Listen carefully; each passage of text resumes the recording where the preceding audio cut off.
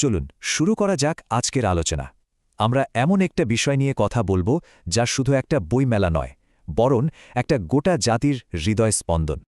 একবার চিন্তা করে দেখুন তো, মাত্র ১ মাসে মানে ২০২৪ সালে প্রায় ৬০ লক্ষ মানুষ এই মেলায় এসেছেন। এটা কিন্তু কোনো ছোটখাটো ব্যাপার না, তাই না?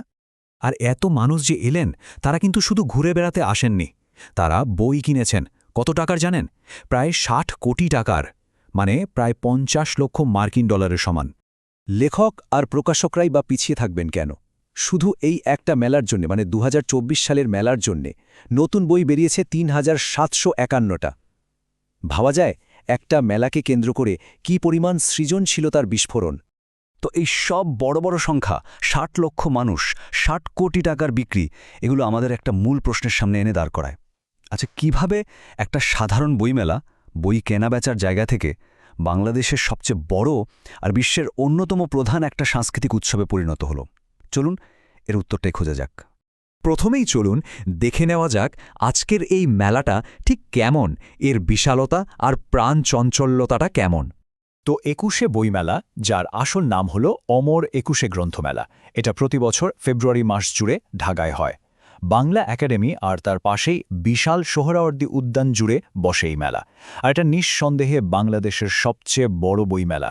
কিন্তু এটাকে শুধু বই কেনার জায়গা ভাবলে কিন্তু বিরাট ভুল হবে। আরে, এটা তো একটা আস্ত উৎসব। এখানে শত শত প্রকাশনী স্টল তো আছেই, সাথে মাস জুড়ে চলে নানা রকম সাংস্কৃতিক অনুষ্ঠান, লেখকদের সাথে পাঠকদের সরাসরি দেখা করার, কথা বলার সুযোগ, আবার সাহিত্য পুরস্কার দেয়া হয়, প্রতিদিন নতুন নতুন বইয়ের মোড়ক খোলা হয়, এমনকি ছোটদের জন্যও থাকে কত কি আয়োজন। সব মিলিয়ে আসলেই একটা প্রাণের উৎসব। কিন্তু প্রশ্ন হল, এই মেলাটা আমাদের কাছে এতটা আবেগের, এতটা গুরুত্বপূর্ণ কেন? এর উত্তরটা আসলে লুকিয়ে আছে এর নামের মধ্যেই, ২১শে। চলুন এই নামের পেছনের গল্পটা একটু জেনে আসি। ২১শে, এই শব্দটা শুনলেই আমাদের মনে পড়ে যায় ১৯৫২ সালের ২১শে ফেব্রুয়ারির কথা। এই দিনটা এখন সারা বিশ্বে আন্তর্জাতিক মাতৃভাষা দিবস হিসেবে পালিত হয়। কিন্তু এর পেছনের যে ইতিহাস, সেটা কিন্তু রক্ত দিয়ে লেখা।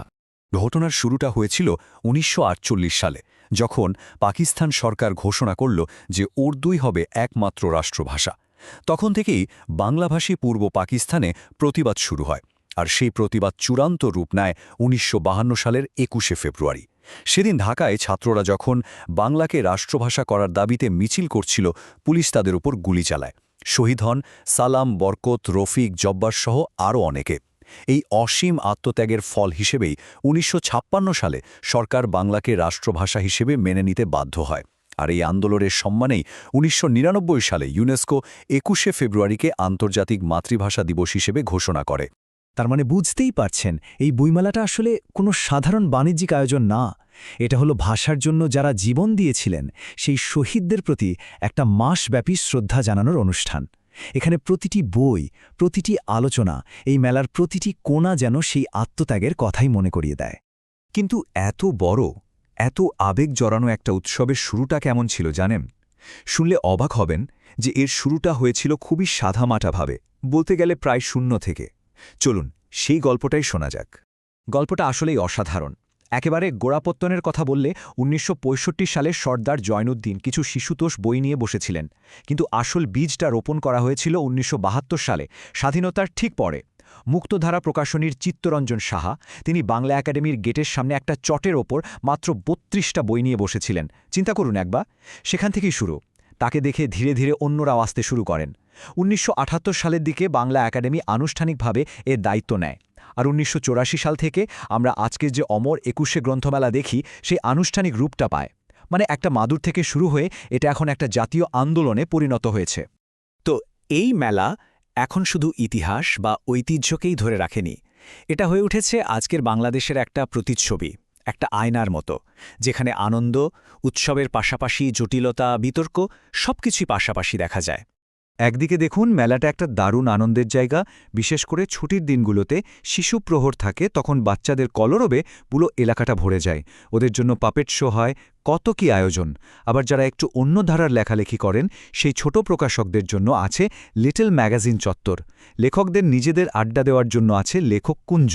এমনকি এখন তো মেলায় ফ্রি ওয়াইফাইও পাওয়া যায়। সব মিলিয়ে একটা জমজমাট ব্যাপার।